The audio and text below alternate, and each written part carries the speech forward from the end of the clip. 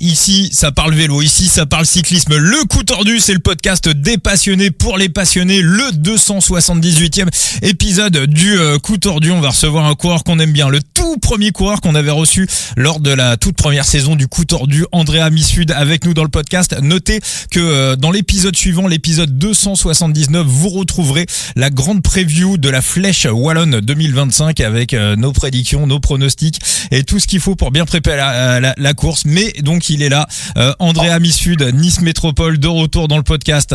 Comment ça va, Andrea ? Bonsoir à vous. Bah écoute, ça va pas trop mal. Ça pourrait aller mieux, mais ça va pas trop mal. Ouais, on va parler de tout ça, hein, parce qu'il y a, voilà, tu es blessé actuellement. On va en parler, mais je ne suis pas tout seul, Andrea. Je ne suis pas tout seul pour t'accueillir dans le podcast, puisque Monsieur Thibaut, alias Latib, est dans le Coup Tordu. Ça va, mon Thibaut ? T'es pas blessé, toi, Thibaut ? Ça va très bien. Non, je suis pas blessé, mais je suis fatigué. Ah. Bon, mais voilà, on a un beau podcast avec Andrea, voilà, histoire de te remettre en forme après une grande journée de travail. Andrea, juste avant que tu nous racontes un petit peu tes mésaventures et puis qu'on parle un petit peu de toi, parce qu'encore une fois, t'es le tout premier coureur qu'on avait reçu dans le Coup Tordu. À l'époque, on faisait 5 fois moins d'audience que maintenant, et puis tu t'avais gentiment répondu à notre invitation, donc tu avais permis de lancer le podcast, épisode 24 et 25 pour ceux qui veulent les réécouter. On va s'intéresser un tout petit peu à l'actualité vélo. Toi, Andrea, comment ça se passe, par exemple, une journée comme dimanche dernier? Est-ce que tu regardes les collègues sur la course du Jura, du Doubs, ou est-ce que tu avais un œil sur l'Amstel Gold Race, ou est-ce que tu regardais les deux en même temps? T'as fait comme nous? Ouais, honnêtement, j'ai regardé les deux en même temps. Après, c'est vrai que le Tour du Doubs, c'était un peu... Je suis honnête, c'était un peu compliqué parce que je me projetais, quoi. Je voyais mes collègues et je voyais le reste du peloton comme j'étais prévu sur cette course. Après, j'ai regardé l'arrivée de l'Amstel et ouais, effectivement, j'ai suivi ça avec attention. Alors, de ton œil de coureur, parce que tout le monde a un petit peu un avis sur ce qui s'est passé sur l'Amstel, la victoire de Skelmose, donc Pogačar battu à la surprise générale. Comment à froid, à chaud, comment t'as un petit peu analysé tout ça? À chaud, c'est sûr que ça peut paraître surprenant parce qu'il arrive quand même à battre Poggi et Remco qui sont parmi les 2-3 meilleurs mondiaux actuellement, hein. Donc c'est sûr que ça peut paraître surprenant. Néanmoins, Poggi il a quand même pas mal enchaîné ces dernières semaines, donc il y a peut-être un peu de fatigue aussi, un peu moins frais malgré son grand talent. Et puis Remco qui revient de blessure aussi, donc il est peut-être pas non plus à 100% de ses capacités malgré ce qu'il fait. Donc Skelmose les accueillit et c'était une belle arrivée. Une bonne nouvelle, Thibaut, une bonne nouvelle pour le cyclisme. C'est quoi ton analyse à toi, de Thibaut, de tout ça? C'est vrai que si tu compares à une certaine époque, Tadej Pogačar, c'est quoi au départ de l'Amstel? C'est 14 jours de course. 14 jours de course, c'est rien, mais c'est des courses qui sont d'un très grand standing. Quand tu vois les entraînements de Tadej Pogačar, c'est pas les entraînements de Perlimpinpin, c'est des entraînements qui sont rythmés. Et puis, c'est des monuments, à savoir le Ronde van Vlaanderen et puis Paris-Roubaix, qui sont des monuments exigeants, mais c'est aussi les monuments qui ont été les plus rapides de l'histoire. Donc physiquement, c'est d'une exigence pas possible, et à un moment, c'est aussi bienvenu qu'un coureur comme Tadej Pogačar puisse craquer, même si tu vois, Tadej Pogačar a un coup un peu de moins bien, commence à ressentir la fatigue, mais il domine quand même encore pas mal son sujet. C'est ça. Ouais, parce que quand il a une défaillance, il fait 2, il est battu à la photo finish, donc c'est vrai qu'il y a pas mal de choses qui ont été invoquées. Il y en a qui l'ont vu beaucoup manger dans les 10 derniers kilomètres, donc peut-être petite fringale. Bien évidemment, sans Remco, la course n'aurait pas été la même. On a parlé également beaucoup du vent de face, du vent 3/4 face dans le final. Il y a aussi un petit élément de course qui est passé complètement inaperçu. Andrea, je voulais ton avis là-dessus. Est-ce que ça a pu éventuellement un petit peu jouer ou pas? On a pu constater sur Pro Cycling Stats, c'était pas diffusé, qu'en tout début de course, les UAE ont été piégés dans une bordure. Voilà, il y a une petite chasse qui, je crois, a duré une trentaine de kilomètres. Est-ce que tu penses que ça a pu le bouffer un petit poil nerveusement, et que peut-être le petit bout qui manque à la photo finish, il peut être aussi là en plus de tous les éléments qui ont déjà été expliqués à droite à gauche? Ben j'étais pas au fait de ce fait de course, donc moi de mon expérience de coureur, je dirais que oui, ça peut bien évidemment l'affecter dans la mesure où si tu démarres la course dans le mauvais sens, nerveusement c'est sûr que tu bouffes un peu plus de jus, et quand on voit à quoi ça se joue à 17 centimètres, je crois, peut-être que les 17 centimètres ils sont là. Après je crois que si je ne m'abuse, il y a Remco qui est tombé aussi, enfin il y a eu pas mal de chutes, donc je pense qu'il y a eu pas mal de coureurs qui ont été retardés à certains moments, donc c'est sûr que s'il a pas fait un sans faute, ça peut se payer l'addition clairement sur le finish, oui. Il y a un point de détail qui est mine de rien peut-être anecdotique, mais qui est assez révélateur sur une potentielle fatigue de Tadej Pogačar. C'est regarde les vidéos de la veille des reconnaissances. En général, Tadej Pogačar, quand il fait ça, il fait le coq et il a tendance à mitrailler un peu les montées. Et là, je trouvais sa cadence, ses reconnaissances assez lentes, assez pesante. Donc est-ce que il n'est pas vraiment déjà dans un grand état de fatigue? Ça peut aussi se voir sur ces reconnaissances qui sont peut-être anecdotiques, mais qui en disent beaucoup. Ouais, je trouve que c'est une remarque assez juste. Bon, on suivra tout ça. Donc on rappelle, dans le prochain épisode, il y aura la grande preview de la Flèche Wallonne 2025. Andrea, on va s'intéresser à toi. Donc voilà, chute sur la route à Vitré-Adélaï, fracture du bassin, c'est ça? C'est ça, oui. Bon, au moment où on enregistre le podcast, donc on est le mardi 22 avril 2025, on est dans la soirée.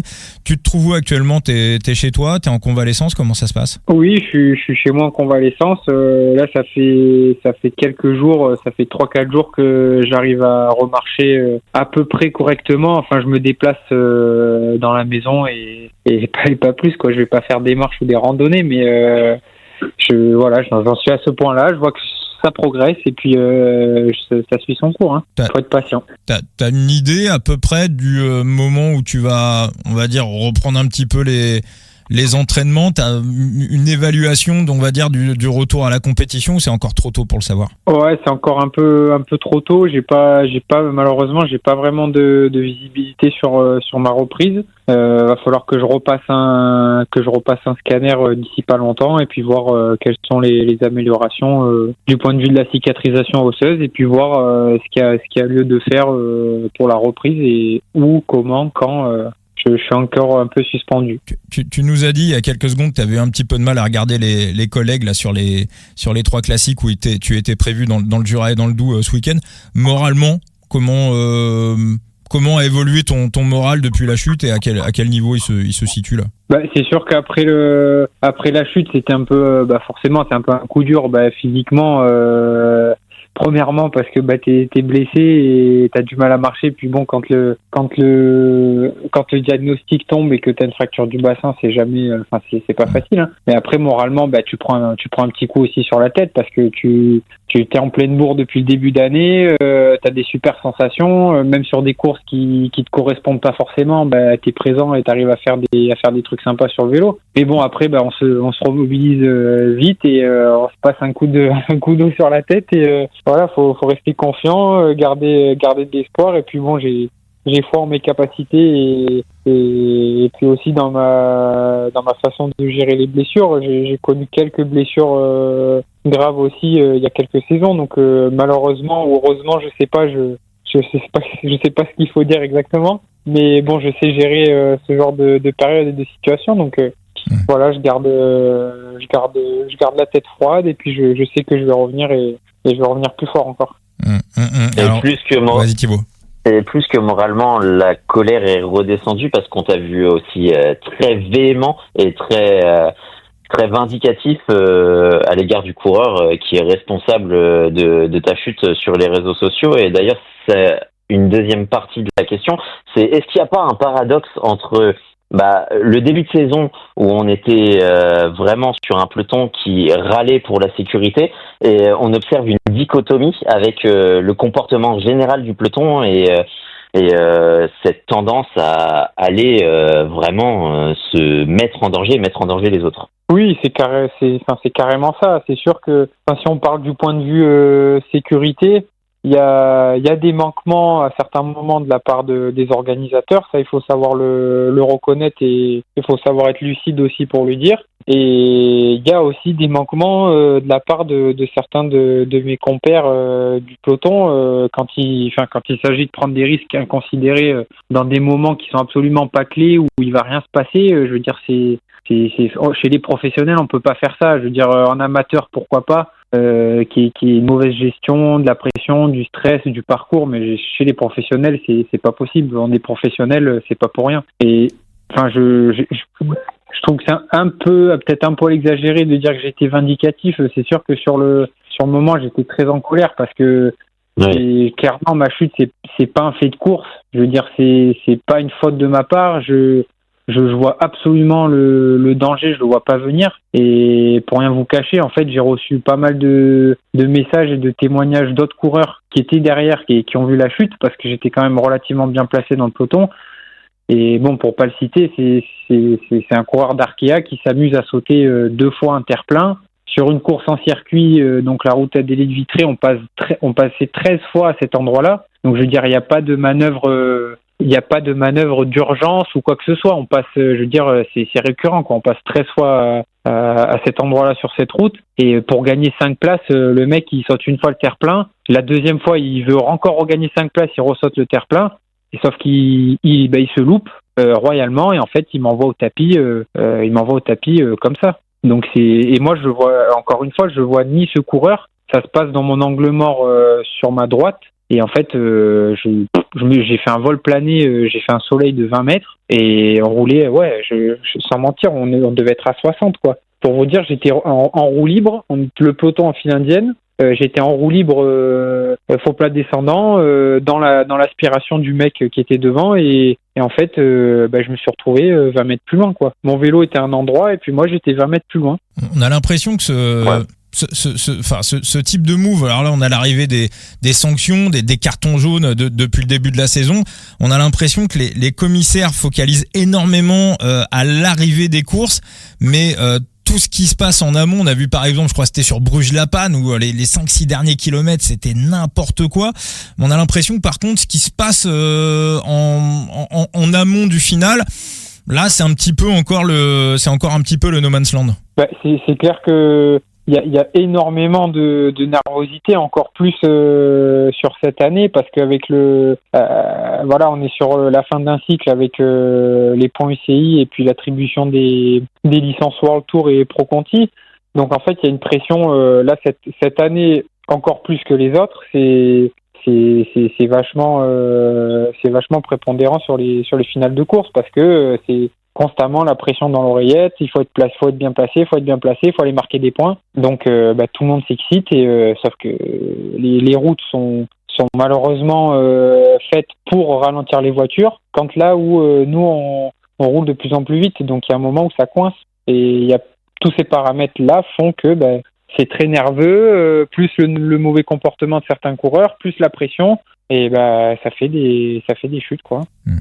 Puisqu'on est dans le thème, Andrea, on allait en parler un petit peu plus tard dans le podcast, mais on va rester dans le sujet. Il y a eu la fameuse étape de l'étoile de Bessèges, la fameuse étape qui a été arrêtée au début de la course avec les grosses équipes la plupart des, pas toutes, mais la plupart des top teams qui ont quitté la course. Alors ce qui est assez dingue quand même, maintenant on a un petit peu de recul, c'était il y a 2 mois, c'est qu'en fait quand on écoute les témoignages des coureurs et des suiveurs, en fait on a l'impression un petit peu que chacun a vécu l'histoire de manière différente. D'ailleurs, il y avait les amis du petit plateau qui avaient reçu le frère de Arnaud Delis, Axel Delis, lui qui avait raconté qu'en fait Arnaud Delis a continué la course parce qu'il était à l'avant du peloton au moment où la voiture est arrivée en contresens, que ses équipiers étaient derrière et en fait ils se sont pas parlé et lui il était avec un équipier parce que je sais pas quoi, il allait partir devant et enfin l'histoire était complètement dingue. Donc à chaque fois il y a toujours des histoires dans l'histoire. Alors raconte-nous un petit peu cette journée, Andrea, toi de ton côté, comment t'étais situé à quel moment dans le peloton au moment où cette fameuse voiture est arrivée à contresens? Quel était ton avis et comment t'as vécu un petit peu la chose? En fait, pour reprendre la genèse avant de vous parler de cette 3e étape, c'est un secret de polichinelle maintenant, mais il y avait eu des incidents sur la 2e étape. Oui, on avait vu. Ouais. Voilà, et si vous voulez, les équipes World Tour, il y a pas mal d'équipes World Tour qui avaient signifié que s'il y avait un incident lors de la 3e étape, le peloton allait faire grève. En fait, parce que toutes les équipes World Tour étaient liguées entre guillemets entre elles pour dire là, stop, ça suffit. S'il y a un manquement aujourd'hui, donc la 3e étape, s'il y a un manquement aujourd'hui, on stoppe la course. Donc ils avaient annoncé la couleur, si vous voulez. Donc le départ s'effectue et puis bon, il se trouve qu'on fait je sais pas une quinzaine de kilomètres tambour battant, ça part à bloc. Donc il commençait un peu à pleuvoir, donc tout le monde était très nerveux, tout le monde voulait être bien placé. Et donc on monte une bosse au départ, on la descend et puis en bas de la descente, donc cette fameuse voiture qui déboulait à contresens. Moi j'étais un peu englué au milieu du peloton, donc j'ai pas vu la scène. Et tout ce que je peux vous dire, c'est que j'arrive en bas de la descente et je vois tout le monde qui fait stop, stop, stop, stop, stop. Donc là, moi je comprends qu'il y a eu un problème et que la course va s'arrêter. Donc la course s'arrête et puis pendant près de 1 heure, 1 heure et demie, c'était des discussions entre les coureurs, les commissaires, l'organisation, les DS. C'était un peu la pagaille et c'était très confus. Après, j'ai essayé moi en tant que de coureur, je suis en continental, donc si vous voulez, j'ai quand même pris part aux discussions parce que je représente l'équipe et tous les représentants d'équipe à un moment donné ont été convoqués. Ma voix elle compte pas comme la voix de Ghana qui est chez Ineos, si vous voulez. Mais en fait, ce qui en est ressorti, c'est que les World Tour étrangères, elles ont été très exigeantes envers l'organisation, alors à tort ou à raison à certains moments, et les équipes françaises, que ce soit World Team ou Pro Conti et Conti, avaient un regard un peu différent sur la situation, parce que le problème c'est que les équipes World Tour étrangères ne voulaient pas repartir ou pas repartir dans ces conditions. Et ne pas repartir sur cette étape-là, ça signifiait clairement la mort de l'étoile de Bessèges. Ils étaient repartis assez difficilement cette année. C'est quand même une course mythique française et pour moi, ça reste une institution sur le début de saison. C'est pas pour rien que chaque année, ils attirent des grosses World Teams. Donc ces grosses World Teams-là, elles sont bien contentes de venir courir sur Bessèges. Mais bon, dès qu'il y a un petit problème après, ça met en péril toute l'organisation. Donc nous, on est resté quand même assez solidaire de l'organisateur et on a continué la course tout simplement.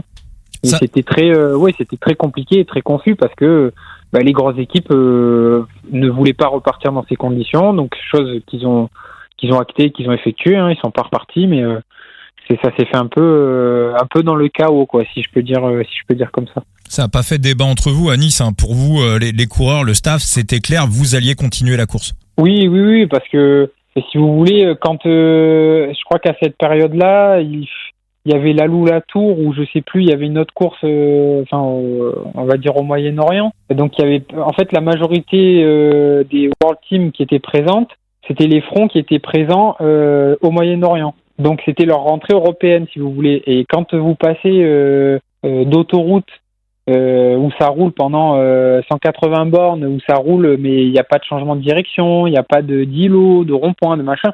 Et puis là, quand on arrive sur la route d'Occitanie, que vous avez toutes les Conti qui sont remontées comme des coucous parce que c'est le début de saison, tout le monde est hyper agressif et ça roule quand même très très très très vite sur ces épreuves aussi. Donc je pense qu'il y a certaines World Teams qui se sont pris un peu une gifle aussi sportivement, quoi, toute proportion gardée. Mais sportivement c'était compliqué. Et les routes, quand on passe des routes à 3-4 voies, les routes de l'étoile de Bessèges, c'est plus le même cyclisme. C'est un cyclisme un peu plus rugueux, quoi, on va dire. Oui, donc il y a peut-être... Vas-y Thibaut. Non, vas-y, je poursuivrai après. Non, vas-y, en parlant, vas-y mon Thibaut.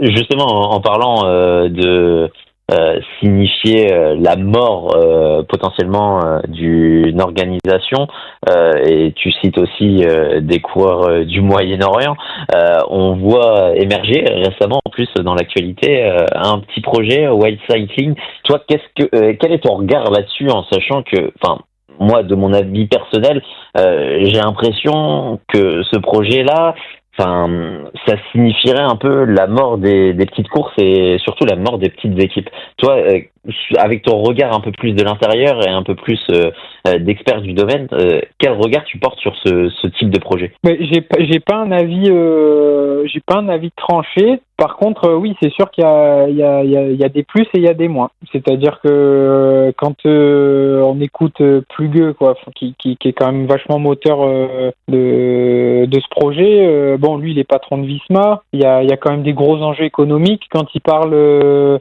des droits télé, de tous ces, enfin de réformer au niveau sécurité, tout ça. Il y a quand même pas mal de points positifs. Après, sur les points négatifs, c'est sûr que les petites organisations, ça sera un peu marche ou crève, quoi. C'est soit vous marchez avec nous, soit vous marchez plus du tout. Donc voilà, c'est un peu, je suis un peu mitigé. Et je sais qu'il y a, je crois que c'est les courses Flanders classique et RCS, donc qui est l'organisateur du Giro, qui serait prêt à rejoindre cette ligue. Donc ASO là-dedans, quelle est leur position, je sais pas aussi, parce qu'ASO quand même il pèse dans le cyclisme français, donc ça peut aussi influencer les choix des organisateurs et des autres organisations. Donc je regarde ça d'un œil attentif, mais ouais, j'ai pas vraiment d'avis tranché sur la question. Ouais, c'est vrai que on est au début de ce projet. Ouais, ça risque d'être un gros feuilleton qu'on va suivre dans les semaines et dans les mois qui viennent, qui pourrait peut-être ou pas révolutionner le vélo. On avait vu un petit peu qu'il y avait eu un projet similaire dans le foot qui a failli voir le jour, et puis bon, au final ça a floppé, rien n'a bougé pour l'instant. Donc voilà, on suivra tout ça. Andrea, on va suivre ton feuilleton également. Ton feuilleton, t'avais vu donc je le disais tout à l'heure, début 2023 dans le podcast. À l'époque, tu nous avais expliqué que tu étais étudiant, donc tu menais en parallèle ta carrière d'étudiant et ta carrière de coureur cycliste dans une très très grande école.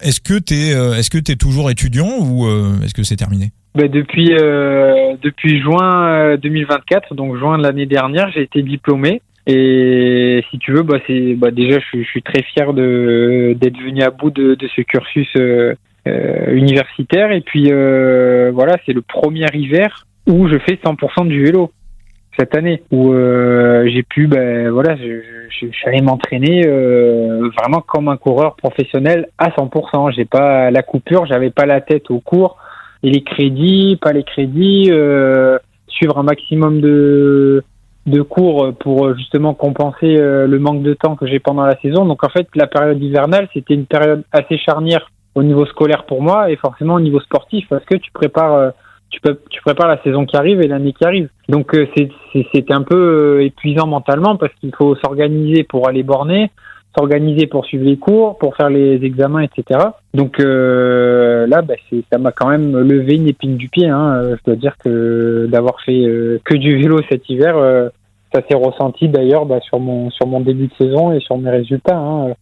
C'est mon meilleur début de saison depuis que je suis professionnel, et j'ai quand même signé de belles perfs. Donc c'est assez révélateur, je crois, et ça montre bien que j'ai toujours une marge de progression, et que là c'est que la première année où finalement je fais du vélo à 100%.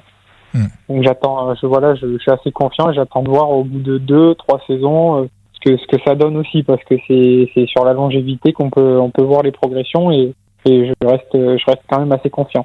Tu nous en avais parlé il y a 2 ans dans le podcast, justement, que t'attendais de voir ce que ça allait donner, le moment où t'allais te mettre à 100% dans le vélo. Donc on rappelle, 8e place au Montbouquet sur l'étoile de Bessèges, une très très belle 5e place sur la 2e étape du Tour des Alpes-Maritimes et du Var, avec des grands noms du peloton juste derrière. Donc vraiment deux grosses performances. On va tu vas nous raconter un petit peu cette 8e place au Montbouquet. Ce jour-là, c'était l'apocalypse. T'en es même tombé malade. Tes sensations avant la course, là, comment tu te sentais? Comment ça s'est passé? Le Montbouquet, c'est l'étape, clairement, c'est l'étape reine de l'étoile de Bessèges. Et puis quand au départ, même la veille, on savait que le lendemain, ça allait être une journée galère au vu des températures et des précipitations. Il s'était même posé la question à un moment donné de la raccourcir, ou voire même de l'annuler, de faire que le chrono. Puis finalement, on prend le départ. Ils ont juste écourté. Il y a un moment donné, on devait faire une espèce de boucle de 20 km, je crois, et ils ont écourté par souci de sécurité. Donc on a fait vraiment une course en ligne jusqu'au Mont Bouquet avec l'arrivée au sommet. Et c'était une journée dantesque, 3-4 degrés en étant trempé sous une pluie battante toute la journée. C'était un truc de fou. Et moi, j'ai connu des journées un peu galères sur le vélo, mais là, je dois dire que c'était quand même top 3 ou voire la première place. Oh, quand on t'a vu il y a 2 ans dans le podcast, tu nous avais dit que t'aimais bien ça, la pluie. Ah, j'aime bien ça, et ça a confirmé, on va dire, ça a un peu confirmé ce que je pense de moi sous la pluie, dans la mesure où les débuts, tout le monde, c'était l'horreur, clairement. Et puis au bout d'1 heure et demie, je commençais à voir que j'avais froid, j'avais mal aux jambes, mais je sentais que chez les autres, c'était encore pire, si tu veux. Donc je me disais, je suis peut-être pas si mal. Et puis au bout de 2h30, 3h, et si tu veux, mon niveau de forme, il n'a pas empiré sur la journée. Je suis resté relativement stable. J'avais froid, mais j'étais pas transit froid non plus. J'ai pas fait un seul aller-retour à la voiture pour changer de couche ou changer les gants, alors que je voyais, il y avait des mecs, ils ont fait 10 allers-retours pour changer les gants, changer de veste, essayer de rajouter des couches, enlever des couches. Et en fait, je suis resté concentré sur mon sujet. J'ai essayé essayer de penser à autre chose, quoi. À des moments, j'ai essayé de parler avec les collègues, mais les muscles de tes lèvres et de ta mâchoire, elles s'actionnent quasiment plus parce que t'as tellement froid que t'arrives plus à parler presque. Tu limite, tu bégayes. Et ce qui était assez fou aussi sur cette journée, c'est que il y avait une espèce de solidarité dans le peloton que personnellement, j'ai jamais ressenti ça. Tous les coureurs s'encourageaient, il y avait toujours des mots. J'ai même vu des mecs faire des sprints. Donc t'as le peloton sur la course. Il y a des mecs qui sortaient du peloton et qui se tapaient des sprints pendant 1-2 minutes en marge du peloton pour se réchauffer. Ah ouais. Et qui criaient. Ça criait dans tous les sens, des cris primitifs, quoi. Des cris de j'ai froid, ouga bouga, j'en peux plus, quoi. Faut que je fasse un truc. C'était une journée de fou. Honnêtement, c'était une journée de fou. Et ça me donne de sourire rien que d'en parler parce que j'ai jamais vécu ça sur une course.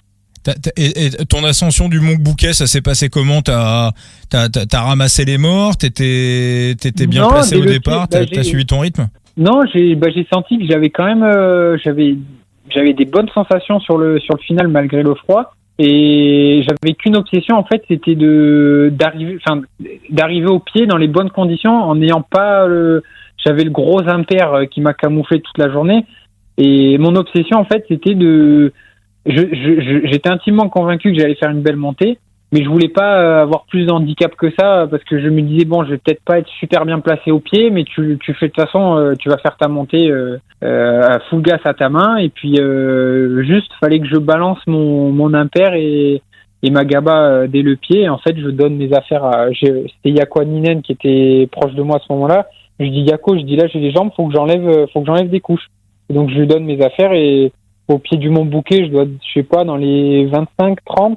Je suis pas super bien placé non plus, mais j'étais, je sais pas, ce jour-là, je sentais le truc, quoi. J'étais confiant et puis après, je fais une super montée. Peut-être que le petit coup de retard que j'ai au pied, je dis pas que j'arrive à accrocher le premier groupe, mais quand je regarde les temps sur Strava et ce que j'ai sorti en watts, c'était pas, ça aurait été possible, quoi. Si je suis bien placé et que je suis dans les 10-15 au pied, je peux faire encore mieux, mais bon, je vais pas me plaindre. Je veux dire, 8e place au Mont Bouquet dans ces conditions, c'est quand même une super belle perf.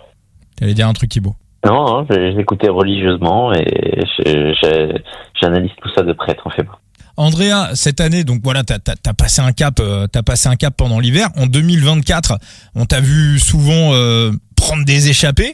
Voilà, t'en as pris 5 ou 6, je crois. Stratégiquement, comment tu te places? Tu sais que t'as passé un cap pendant l'hiver. On sait, il y avait une belle échappée aussi au début de l'année 2024. T'avais failli aller au bout sur la première étape du Tour des Alpes-Maritimes et du Var. T'es revu dans les derniers hectomètres. Là, on voyait que tu connaissais très très bien les routes. Bah d'ailleurs, c'est une étape que t'aimes bien parce qu'il me semble que cette année, tu fais un très beau résultat du côté de cette 5e. étape. Ouais, cette année, je fais 5e. C'est vrai que l'an dernier, je passe tout proche de l'exploit. Hein. Je suis revu à la flamme rouge. Et cette année, j'avais encore à cœur de m'illustrer sur cette course parce que c'est à domicile et pour moi, c'est quasiment comme enfin, c'est pas quasiment, c'est un devoir quoi de faire un résultat et puis d'honorer la course, d'honorer ma participation sur c'est mes routes d'entraînement. Enfin, j'en parle toujours avec amour parce que c'est un truc de fou quoi. Je sais la chance que j'ai d'avoir une course pro qui passe à côté de la maison et qui passe sur les routes sur lesquelles toute l'année tu souffres, tu ris, tu pleures. Ces routes-là, c'est comme un membre de ma famille quoi. C'est pareil, c'est la même chose. Donc ça me tient à cœur de bien faire. Et puis cette deuxième étape cette année. C'était vraiment c'était super parce que on était réduit à 3, on a eu pas mal de chutes et de pépins sur la première étape. Donc deuxième étape, on n'était que 3 au départ. Yako Haninen, Axel Narbonne et moi. Et puis rapidement en fait Yako il a eu un problème mécanique, Axel problème mécanique et je me suis retrouvé j'ai fait les 70 60 derniers kilomètres, j'étais tout seul. Donc il a fallu que je profite un peu du boulot des autres équipes. Personne ne remontait, donc moi il fallait que je sois intelligent, que je remonte au bon moment. C'est sûr que la connaissance du terrain ça a été un avantage parce que je savais que il y avait des endroits où ça servait à rien de vouloir remonter ou au contraire d'autres routes où c'était absolument le moment de remonter, c'était le moment opportun. Et voilà, j'ai fait aucune erreur, hein. J'ai fait un zéro faute et puis au pied du mur de Saint-Paul-de-Vence, je suis super bien placé. Je crois que c'est Scaroni et Buitrago qui attaquent dans les derniers kilomètres et le groupe il réexplose encore une fois. Je suis encore là. Surtout que tout le monde s'accorde à dire que cette dernière étape, elle s'est roulée à bloc du début jusqu'à la fin. Et voilà, j'arrive pour le sprint final pour la gagne. Alors c'est sûr que je suis peut-être à 2 vélos de Dorian Godon, mais quand on remet les choses dans le contexte, je veux dire Godon, il est emmené par Victor Lafay, Vandramé et j'en passe. Il y a 3 ou 4 mecs qui l'emmènent. Moi, pour un mec en Conti, tout seul face aux IF, au G2R, au FDJ et autres, aller faire 5 au sprint, c'est quand même, c'est pas dégueu quoi. Ça veut dire que j'avais la classe, que je sais courir, que voilà, je suis présent et que clairement j'ai une gaine dans les jambes quoi. C'est pas utopique de dire que je peux décrocher mon premier succès professionnel même dès cette année. Hein.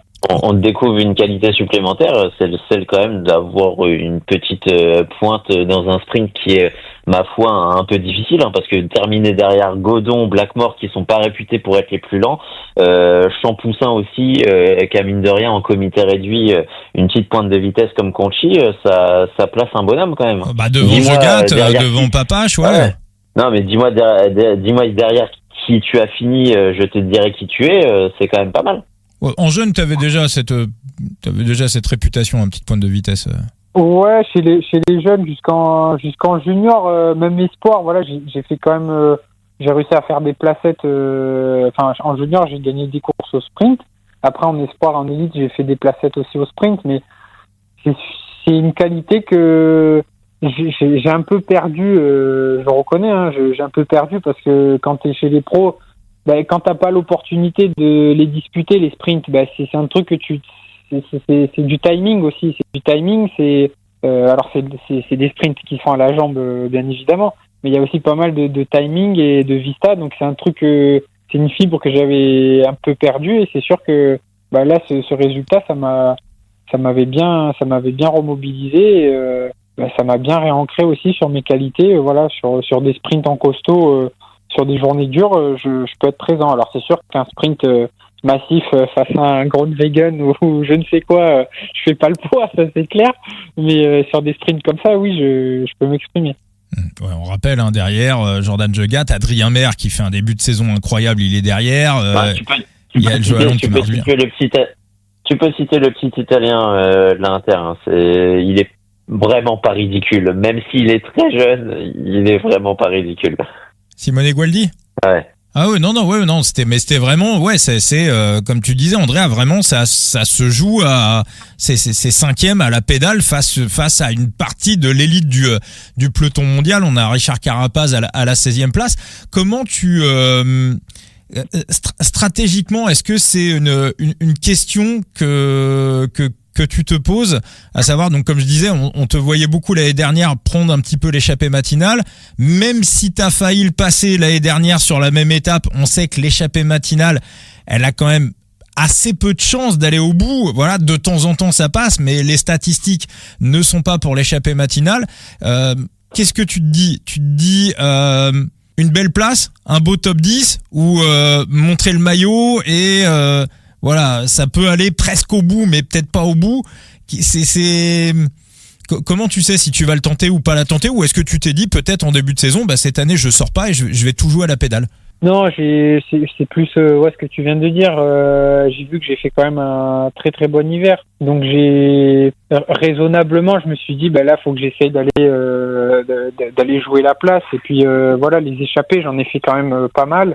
On est sur une fin de cycle avec l'histoire des 3 saisons et l'attribution, comme j'ai dit tout à l'heure, des points UCI et des licences World Tour, enfin avec tout ce bins, donc ça réduit encore plus les chances d'aller au bout pour une échappée, parce que toutes les équipes tous les week-ends veulent scorer, donc c'est encore plus difficile d'aller faire des résultats, certes, d'aller faire des résultats pour la place, mais je savais que j'en avais les capacités, donc c'est un peu naturel quoi de se dire que allez, là je tente le coup et puis j'y vais à fond les ballons. Ça m'inspire une question.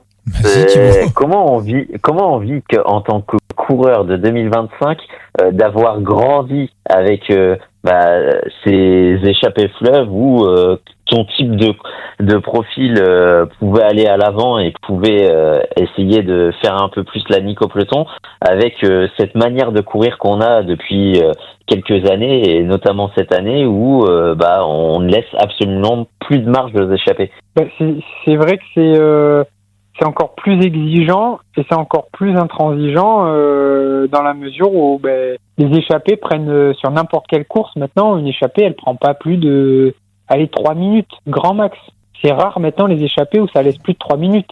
Alors qu'auparavant, ça pouvait laisser, quand il y avait 3 ou 4 mecs, 4 mecs, on pouvait laisser aller 5 minutes. Voire même sur les grands tours, des fois, ça montait à 6-7 minutes. Mais aujourd'hui... Même 12, sur certaines. Ouais, même encore plus, c'est clair. Mais aujourd'hui, avec le niveau du peloton qui est tellement homogène, tout le monde est très fort, tout le monde s'entraîne très dur, tout le monde fait hyper attention sur la nutrition. La nutrition qui est un facteur quand même très important aussi sur la course, parce que tout le monde... maintenant, je veux dire, c'est plus un secret pour personne. Si tu tournes pas à 120 grammes de glucides par heure, avec l'intensité qui est mise en course, tu peux pas, t'iras pas loin, quoi. Donc aujourd'hui, par exemple, laisser une échappée de 4-5 mètres, 4-5 mecs, pardon, avec je sais pas, un Jonas Abrahamsen, comment il s'appelle, celui qui est passé chez IF là, qui a gagné, un Casper Asgreen, enfin je sais pas, imaginons une échappée avec 2 ou 3 mecs comme ça, et tu leur laisses 6 minutes, tu les revois plus, c'est fini. Même si le peloton même 3 minutes, même 3 minutes, ces mecs-là, tu les revois plus.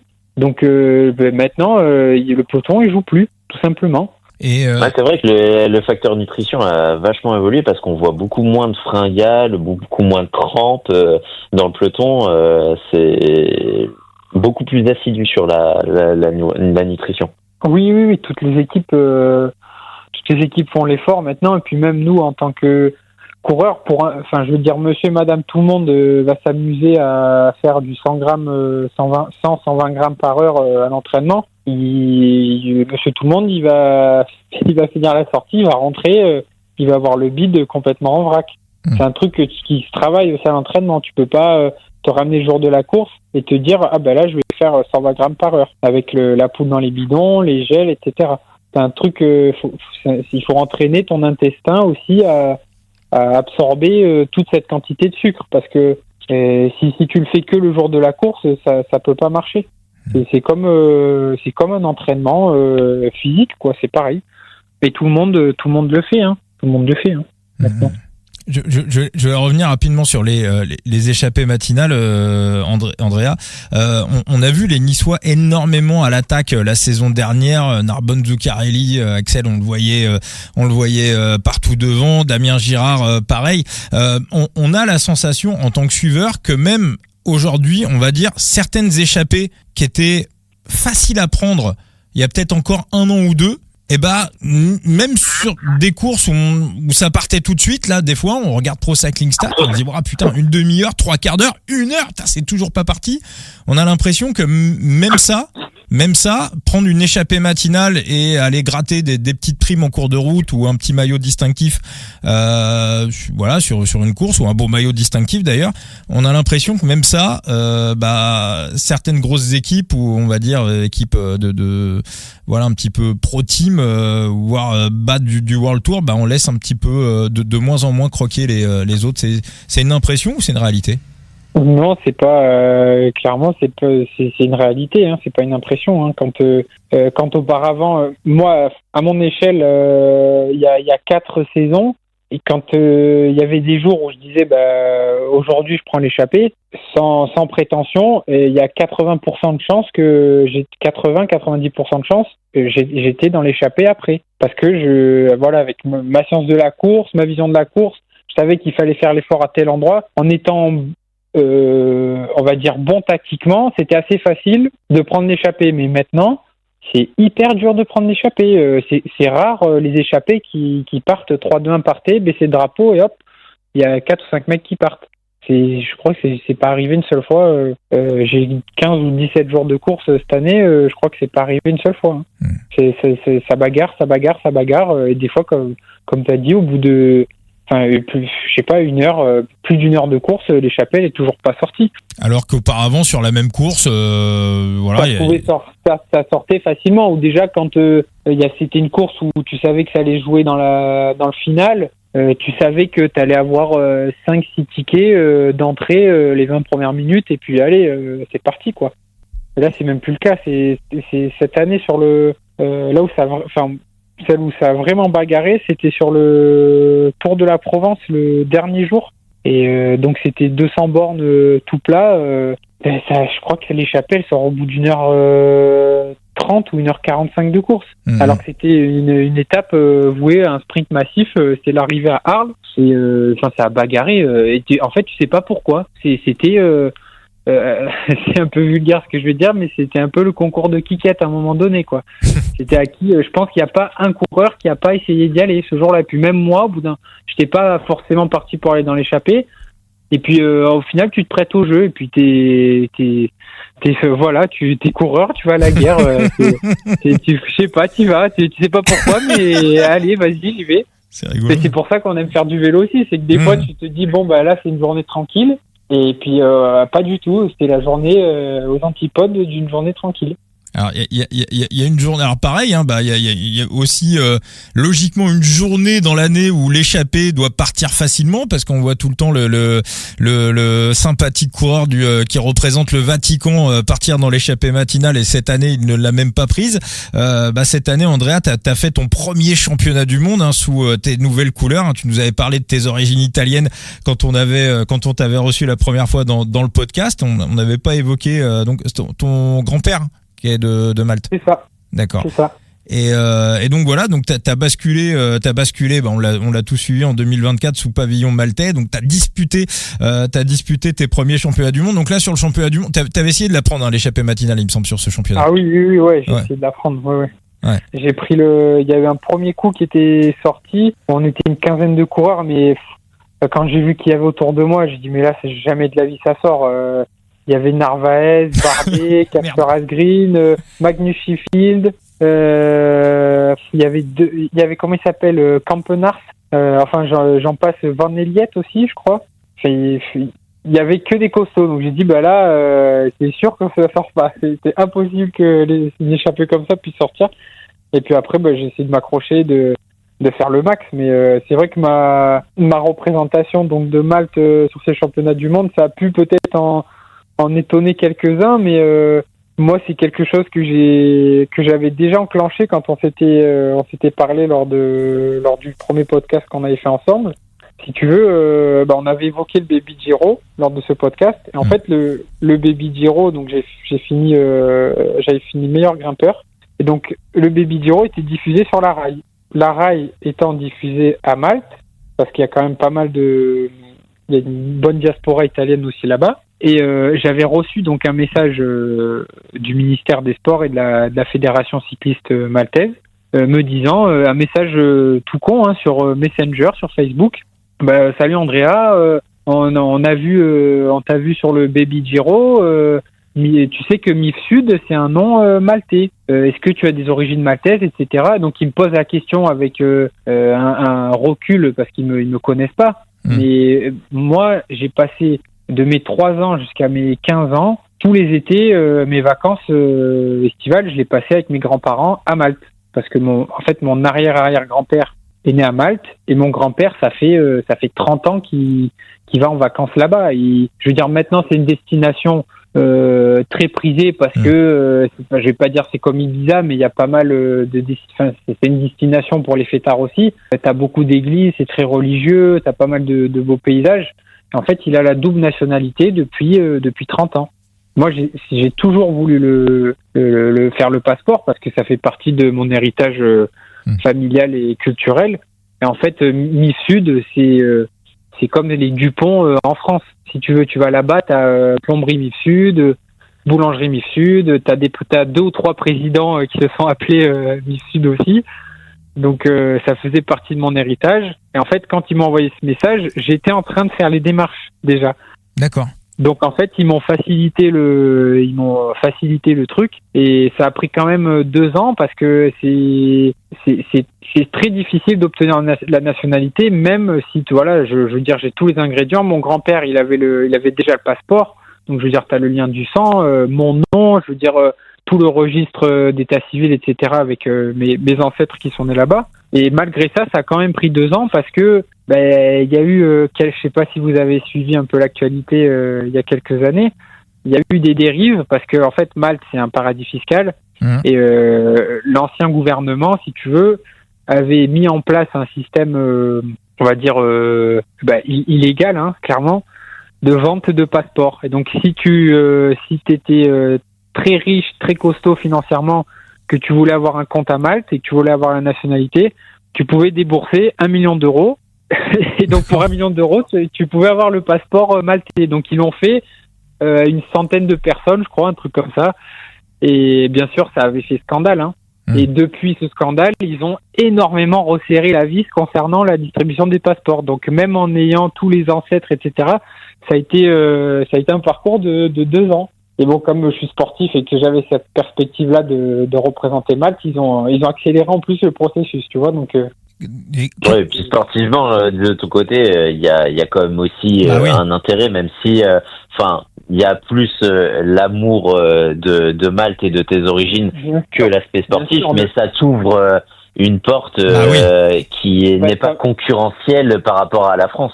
C'est ça, c'est exactement ça. Ça m'ouvre les portes des mondiaux, des championnats d'Europe, et puis des JO. Je vais pas me cacher, ça serait une fierté de faire les JO. Alors ça n'a pas pu le faire malheureusement pour Paris. Ça aurait pu, mais voilà, pour les JO 2028 à Los Angeles, c'est parfaitement jouable. À voir après les critères de sélection des nations. Parce que ce qui m'a porté préjudice pour Paris, c'est la réforme qui a été faite pour les 90 coureurs au départ pour respecter la parité homme-femme. Comme il y avait 90 féminines, il fallait qu'il y ait 90 hommes au départ. C'est pour ça que les grosses nations comme la France, elles avaient que 4 coureurs. Et c'était donc forcément, si tu veux, les petites nations comme Malte qui auraient pu prétendre avoir une place, parce que c'est sur invitation, il y a une histoire de, je sais plus, c'est les 30 premières nations du classement UCI ou un truc comme ça. Et donc, tu avais des quotas alloués à chaque nation, comme pour les championnats du monde, en fait.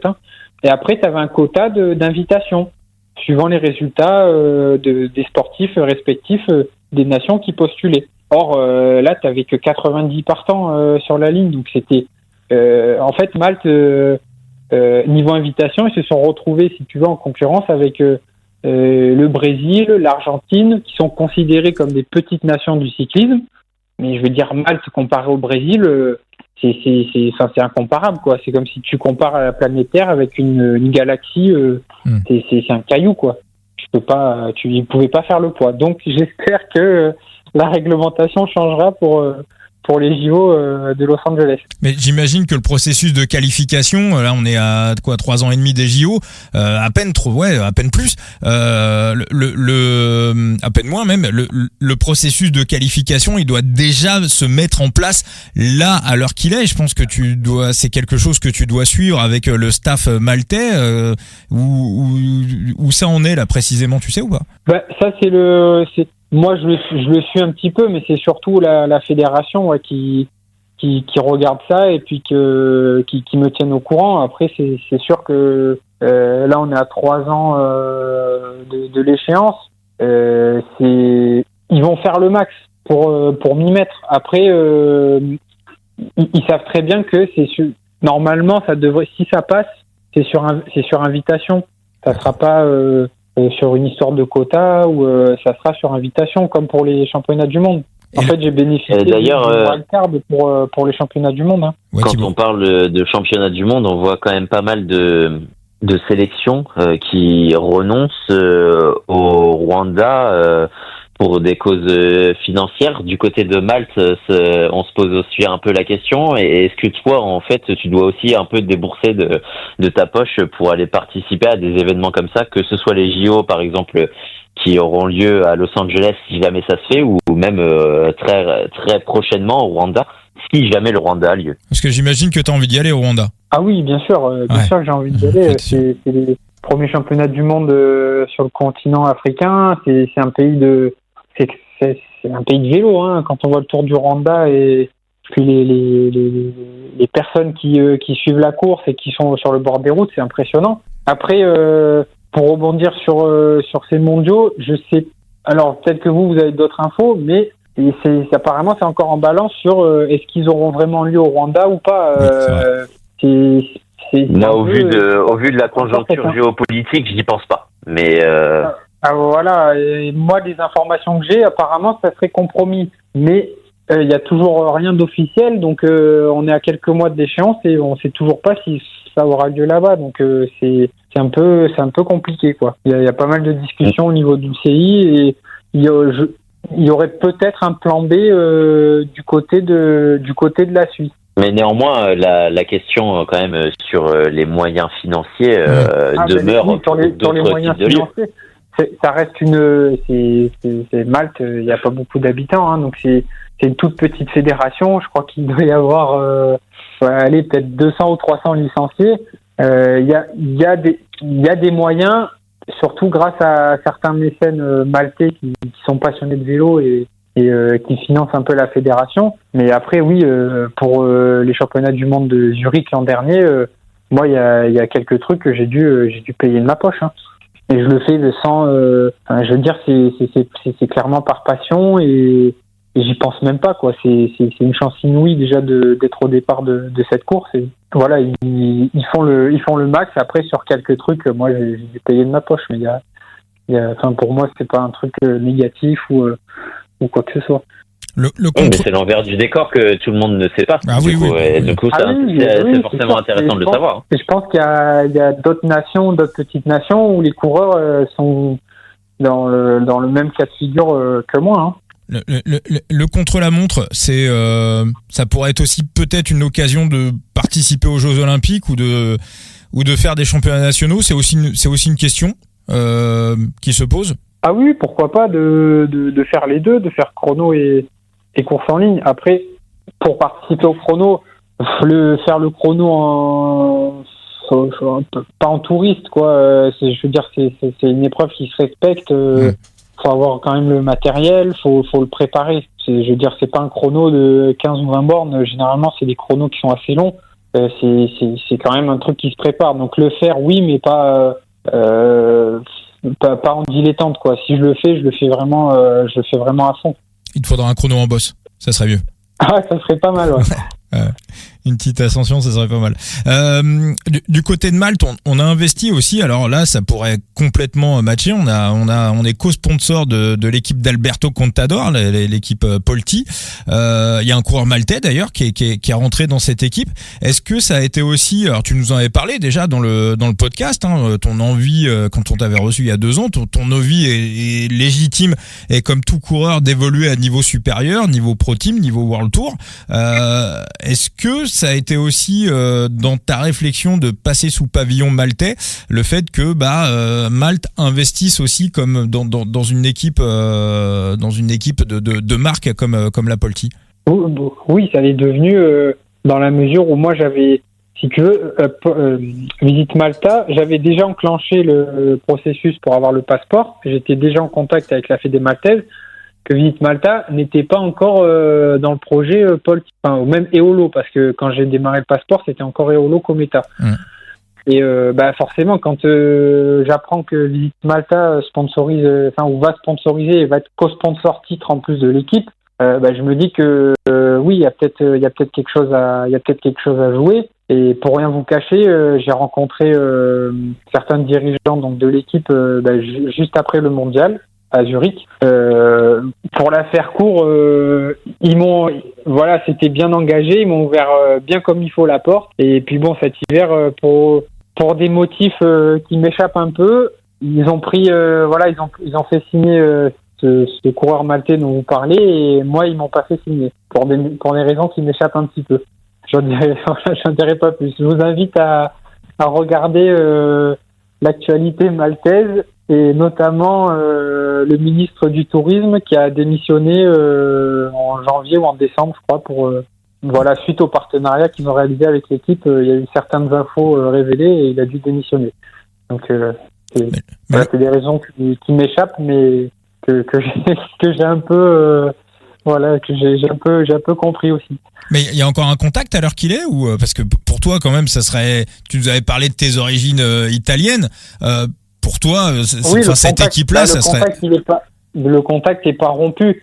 C'est sûr que... Parce que quand tu vois ton début de saison quand même, ça doit... Tu vois. Bah oui, moi j'ai l'intime conviction que ma place, elle est au-dessus en Pro Team ou en World Tour. C'est sûr que ça match bien avec Polti dans la mesure où je parle italien, je suis maltais, j'ai le niveau pour y être. Après, le contact n'est pas rompu.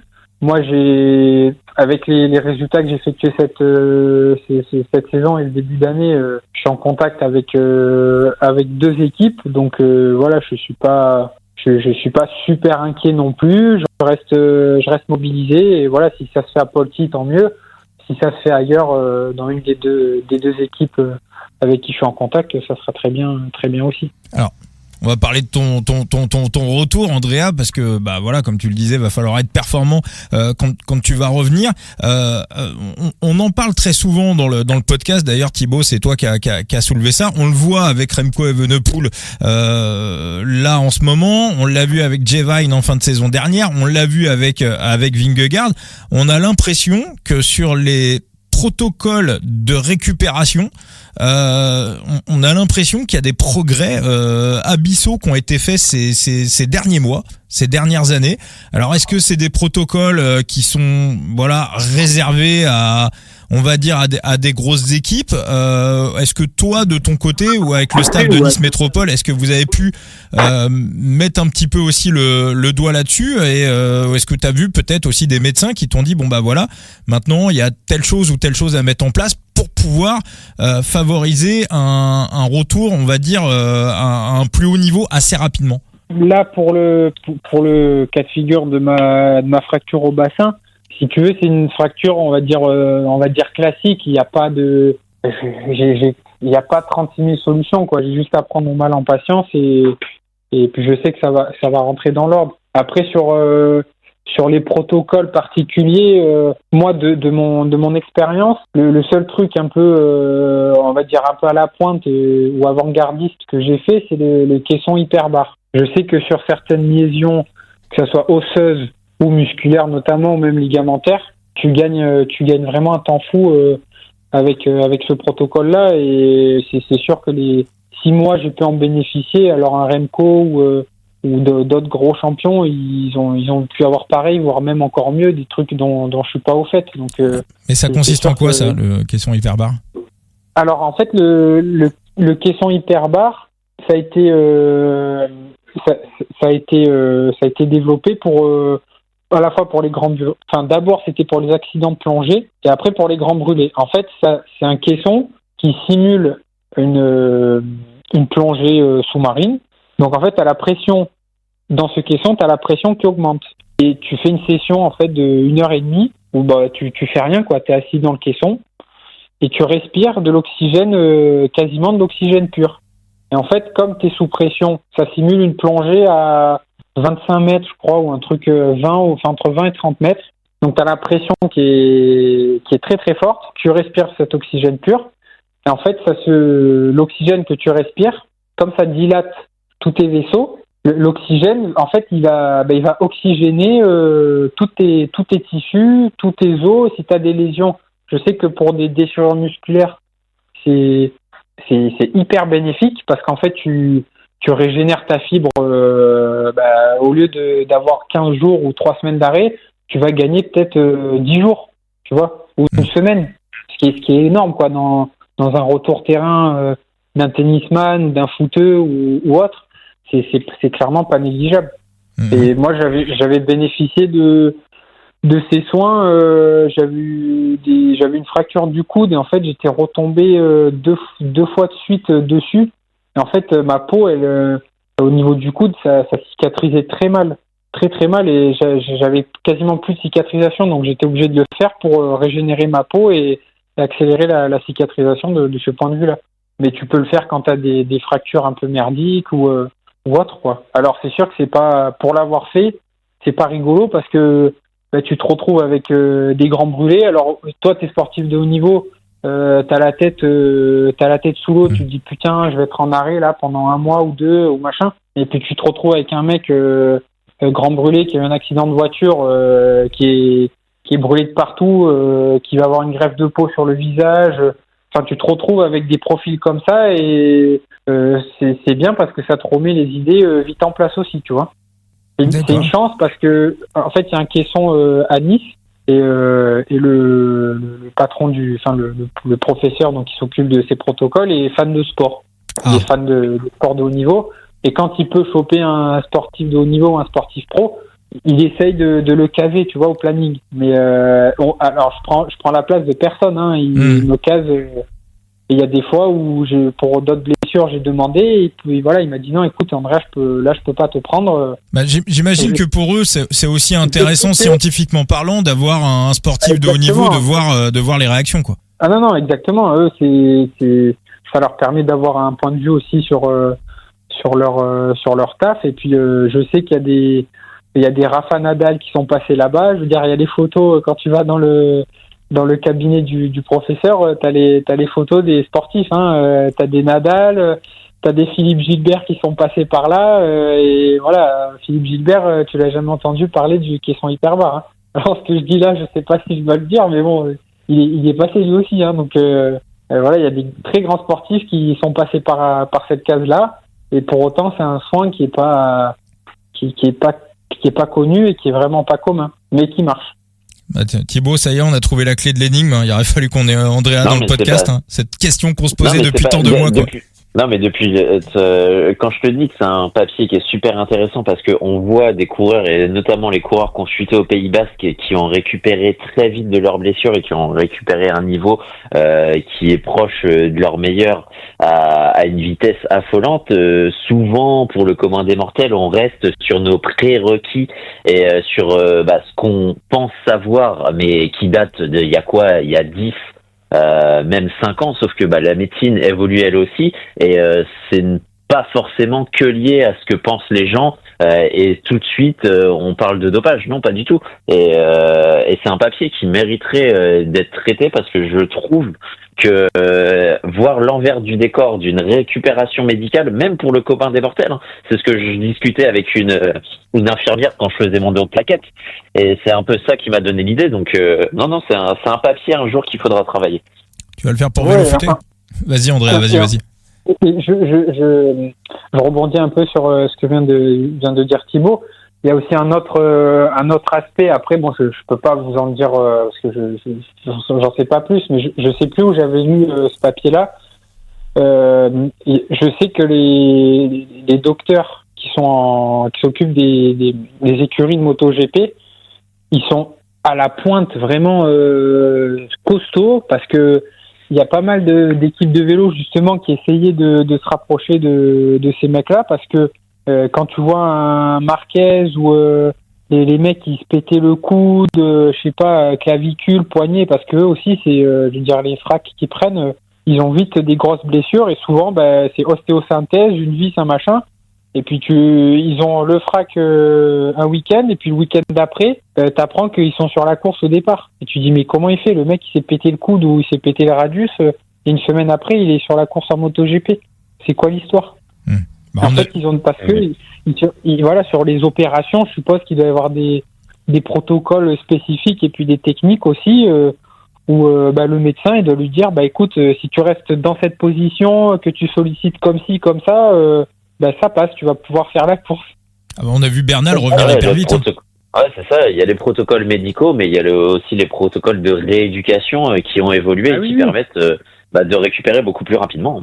Oui, c'est ça. Hein. Incroyable tout ça. Thibaut, là, on aura mis le doigt sur un mystère. Sur un docteur à interviewer. Surtout. Ouais, non, mais c'est clair. Ouais, ça pourrait faire un beau papier, ça pourrait également faire un beau podcast. Ça déconstruirait des mythes que certains se font, et ce serait pas plus mal. Hein. Ah oui, c'est sûr. Non, mais après, faut pas oublier non plus qu'un sportif de haut niveau, c'est un mental à part, parce que je vous parlais du caisson hyperbar tout à l'heure. Franchement, tu as un gain physique, mais mentalement, c'est une tannée. J'avais fait, je crois, tu vas une semaine ou 10 jours, où tu vas tous les jours pendant 1h30, 2h dans le truc. Tu peux rien faire, juste tu restes assis et t'as ton masque. C'est pas une grosse charge mentale, c'est pas comme ceux qui travaillent à l'usine, qui ont des grosses maladies. Mais je veux dire, t'es en convalescence, t'as ta rééduque, et en plus tu tapes ça. C'est une approche, c'est pas facile non plus, quoi. Après, sur d'autres blessures, je veux dire, un champion, on voit très bien Bernal, avec ce qu'il a eu. Bon, ça a pris quelques saisons, mais il est revenu à un niveau peut-être même plus fort. Même sa clavicule là, en début de saison. Même sa clavicule en début de saison, il est revenu à la compétition en 2 semaines. Donc, il y a quand même quelque chose à creuser. Mais de toute façon, dans tous les cas, on le sait et on le répète depuis le début. Et c'est même Thomas Voeckler qui le disait lui-même. Un sportif a tendance à récupérer beaucoup plus vite. Il n'y a pas qu'une part mentale, il y a aussi une part sans doute physique, ou par rapport à Monsieur Tout le Monde. Exactement. Moi, là sur la fracture du bassin, je veux dire, au bout de 3-4 jours, j'étais sur mes pattes, je commençais à faire mes premiers pas et à remarcher. Je pense qu'une personne lambda, il reste bien 10 jours dans le lit, il peut pas poser le pied par terre, sur une fracture du bassin. Le corps s'habitue. Tiens, d'ailleurs, moi j'ai une petite question qui me vient à l'esprit là, qui était pas prévue. J'avais écouté, c'était Maël Guégan dans un podcast qui parlait des fameux gains marginaux, qui expliquait la différence entre les contis. Donc je pense qu'à Nantes et à Nice vous avez à peu près les mêmes moyens, et il expliquait justement que sur des courses à étapes de 3, 4, 5 jours, par rapport aux grosses équipes, le fait peut-être d'arriver le matin même, le jour de la course, au lieu d'être à l'hôtel la veille, ou plein de petits détails, toutes ces petites choses, à la fin il expliquait que sur 4 ou 5 jours, les gains marginaux, finalement c'était plus des gains marginaux.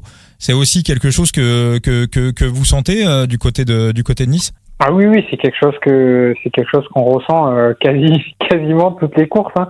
Faut pas rester bloqué dessus, et faut pas faire une fixette, parce que sinon tu pars un peu démotivé au départ. Ça reste du sport, et même les petites équipes et les petits budgets, on peut matcher et titiller les grosses équipes. Après, c'est sûr que quand tu t'additionnes la différence sur le textile, sur le matériel. Sur le textile, tu vas gagner peut-être, je sais pas, d'une combi à une autre. Allez, tu vas gagner 5 watts. C'est quoi 5 watts? C'est rien. Mais quand tu gagnes 5 watts sur ta combi, sur ton casque qui est plus aéro, plus léger, tu vas gagner encore 2 ou 3 watts. Allez, t'es à 8 watts d'économiser. T'as ton mécano qui te wax la chaîne chaque jour de course. Tu vas encore gagner 5 watts. On est à 12 watts presque. T'as 12-13 watts. Plus, j'en sais rien, moi, les roulements céramiques, si je commence à parler matériel. Et en fait, à chaque fois, c'est des 2-3 watts. Mais bon, quand tu additionnes tous ces paramètres, à la fin, ça fait 15 ou 20 watts. 20 watts au niveau auquel on court, c'est juste, c'est énorme. C'est ce qui va faire la diff entre, je sais pas, une bosse, tu la bascules dans le groupe de tête, ou tu la bascules dans le groupe de contre à 15 secondes. Et tu fais plus la même course. Donc, bien sûr que c'est des gains marginaux, mais qui, oui, effectivement, à la fin, sont plus si marginaux que ça. Quand tu les additionnes, ça fait, ouais, je pense, raisonnablement du 15-20 watts d'écart sur du matériel et sur du textile, rien que ça. Sans parler sur certaines courses à étapes, quand tu vois les grosses équipes arriver avec le bus nutrition, donc c'est-à-dire qu'ils mangent pas la bouffe que tu manges à l'hôtel, donc les repas sont préparés par les chefs, tout est pesé, tout est analysé par rapport à ta dépense calorique du jour, quel est ton rôle sur le lendemain, tu dois prendre l'échappée ou faire le final, tu vas manger différemment. Ah ouais. Ouais, oui. Ah ouais. C'est comme ça, hein. Donc ça plus les oreillers, parce que certaines courses pareil, ils passent dans les chambres, les mecs ont les matelas et les oreillers nickel, mémoire de forme. Oui, forcément tu dors un peu mieux, tu récupères mieux. Alors ça, je pourrais pas vous le quantifier en watts. Si on parle en watts et que on veut exprimer ça de manière numéraire, mais bon, c'est forcément un gain, hein. Si tu dors mieux, que tu récupères mieux et que tu t'alimentes mieux, forcément, ça a un impact sur la performance. Il va falloir, Thibaut, qu'on se renseigne pour savoir qui mange quoi le soir à l'hôtel, pour savoir qui va partir dans l'échappée matinale le lendemain. Mais ça, c'est vraiment ça, hein. Et sur les courses où il n'y a pas le bus nutrition, maintenant c'est même plus c'est assez commun que les mecs descendent au petit-déj ou au repas, ils viennent avec leur balance. Donc tout est envoyé par les nutritionnistes, et puis le mec, tu vas au repas le soir, les mecs ils ont leur balance, leur assiette, ils posent leur assiette sur la balance et puis ils pèsent tout. Ça, il y en a qui, t'as quel regard par rapport à ça? Il y en a qui trouvent que ça va un petit peu trop loin et que ça peut aussi marquer le coureur, on va dire mentalement un petit peu négativement. Il y en a qui pensent que c'est pas trop bon non plus de tout peser tout le temps. Oui, est-ce que c'est une dérive? Je sais pas. C'est un peu, moi je trouve que c'est un peu extrême comme approche. Après, c'est un peu, enfin c'est pas salaud, mais je me mets du côté de l'employeur. J'ai une équipe qui pèse 40 millions de budget. Je veux que mes coureurs ils marchent. Je paye 4 nutritionnistes. Je veux que mes coureurs ils soient au top du top. Le nutritionniste il fait son boulot, il va dire à tel coureur, toi ce soir pour que tu sois au top demain, il faut que tu manges tant de grammes de protéines, tant de grammes de glucides, ton shaker de prot. Après, c'est du point de vue de l'employeur, je veux dire, il maximise tout ce qu'il peut gérer comme paramètre, il le maximise et puis il applique pour la performance. Donc après, c'est sûr que du point de vue de l'employeur, je dis pas que c'est presque normal, mais un petit peu. Après, du point de vue, si je mets ma casquette de coureur, c'est un peu extrême comme pratique, quoi. C'est un peu extrême. Après, on peut essayer de relativiser en se disant que une carrière sportive, ça reste assez court dans une vie. Donc c'est des restrictions. Et puis, au vu du rajeunissement du peloton et des exigences, est-ce qu'une carrière n'est pas aussi de plus en plus courte? On peut aussi se poser la question. Donc, des restrictions sur un laps de temps si court, pourquoi pas? C'est un sacrifice à faire. Mais de toute façon, dans tous les cas, le métier de coureur cycliste a toujours été un métier de sacrifice. Mais là, tu vois, je rebondis. Je suis assez d'accord je suis d'accord et pas d'accord. Parce que moi, ce que j'aime à dire, c'est que si tu dis que pour faire ton métier de coureur cycliste, tu fais des sacrifices, c'est qu'au fond, c'est pas, je veux dire, moi, c'est une passion. Mon kiff, c'est d'aller m'entraîner. Je me vois pas, je me vois déjà d'être en cours assis toute la journée, j'avais du mal, mais d'être assis dans un bureau toute la journée, j'arriverai pas. Donc, c'est même pas des sacrifices, c'est des trucs que je fais. Enfin, c'est naturel pour moi. Je sais que, en plus, j'habite sur la Côte d'Azur. Et quand j'ai les copains, là, le mois de mai, il y a le festival de Cannes. Il y a toutes les sorties, les machins. Plus jeune, j'allais, je faisais un peu le con, je faisais la fête. Et là, je sais que si je réponds au message et que je sors avec eux le week-end, et je sais que le week-end d'après, je vais passer au travers, je peux pas faire la course. Donc c'est un peu un grand mot de dire c'est un sacrifice. J'y vais pas parce que non, ce que je préfère, c'est aller m'entraîner et être performant sur la course. C'est un mode de vie. C'est même plus, c'est un mode de vie maintenant d'être cycliste pro. Mais c'est vrai que comparé à certains sports, moi j'avais écouté dans un podcast un nutritionniste, je crois que le nutritionniste de la Décathlon AG2R qui expliquait qu'il avait eu des footballeurs à gérer avant, et tu vois, il y a quand même à ce niveau-là, au niveau de l'hygiène de vie, quand tu compares l'hygiène de vie des cyclistes par rapport à celle des footballeurs, mais même des footballeurs de haut niveau, tu te dis que les mecs en fait en réalité, les footballeurs de haut niveau, ils ont encore une marge de progression de ouf. De fou. Mais ouais, parce qu'ils ont, parce qu'en vrai, ils ne comprennent pas. Il dit, les coureurs cyclistes, t'as pas besoin de leur expliquer. Ils comprennent l'intérêt. Mais les footballeurs, c'est parce que un footeux, peut être un peu moyen, te planquer, ça passe, quoi. Ça passe. C'est ça. Après, c'est la diff. Si tu prends l'archétype du joueur pro jusqu'au bout, je pense que tu prends Cristiano Ronaldo. Voilà. Le mec, voilà, et je pense qu'il a une hygiène de vie d'un coureur cycliste pro, on va dire. Ouais. Il a une hygiène de vie irréprochable, et c'est ce qui va faire la diff entre un Ronaldo, un Neymar qui a le talent, qui a tout ce que tu veux, la Joga Bonito, c'est un Brésilien, mais c'est un Brésilien, il sort, il fait un peu la fête, il mange pas très bien, il se blesse souvent, et voilà, t'as les deux profils. Ouais, il y a pas de non mais il y a pas le fait qu'il se pète souvent, il y a pas de hasard. T'allais dire un truc, Thibaut? Non, c'était une petite boutade parce que on parle de sacrifice, on parle aussi de gain de watts. Bon, visiblement t'as une implantation capillaire un peu plus étoffée que la mienne. T'es prêt à la sacrifier pour gagner de watts? Non, je la sacrifie pas. Non, impossible. Impossible, je les prends ailleurs les watts, c'est pas grave. D'accord. Bon, parfait. Merci beaucoup, Andrea. C'était encore un grand plaisir de t'avoir avec nous dans le podcast. On rappelle que tes cartes sont disponibles sur SideLimit, de même que les cartes de tous tes collègues de Nice Métropole. Voilà, les cartes aux enchères. Donc bonne nouvelle aussi pour les managers de SideLimit. Tu vises au moins les Jeux Olympiques de 2028. On te voit sur le vélo au moins jusqu'à là, quoi. Ah oui, j'espère. Ça serait chouette de dire que je suis olympien, ouais. Ça serait cool. Bon, parfait. Ça c'est top. Et puis on va rappeler également tes réseaux sociaux. On te retrouve sur ton compte Instagram où tu fais vivre plein de choses. On peut voir ton chien également. Ah oui, exactement. Il y a du vélo, mais pas que.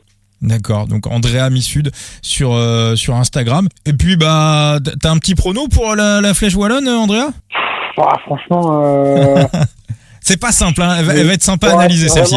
C'est vraiment pas simple. Moi, je pense qu'on peut avoir une surprise. J'espère. On a eu une surprise ce week-end. Ça serait bien qu'il y ait encore une surprise là sur la classique, enfin sur les Ardennaises, qui arrive. Après, Andrea, t'as encore 10 minutes, un quart d'heure devant toi, ou tu vas aller te reposer? Ouais. Je fais rien. Hein. Je suis à la maison. Bon, écoute, tu sais quoi, on va faire la preview de la Flèche Wallonne avec toi alors. Et donc, le podcast avec Andrea se terminait. On a proposé à Andrea de rester avec nous pour la preview de la Flèche Wallonne. Et Andrea a gentiment accepté de rester quelques minutes supplémentaires et qui a même fait carrément un podcast entier avec nous consacré à la Flèche Wallonne. Donc, restez connectés dans l'épisode suivant. Alors, si vous êtes sur YouTube, faut passer à l'épisode 279. Mais sinon, sur les plateformes de podcast, vous allez avoir l'épisode qui logiquement va s'enchaîner juste derrière le 279e épisode du Coup Tordu consacré à la preview de la Flèche Wallonne 2025 avec Andrea Missud et avec Latib. À tout de suite les amis.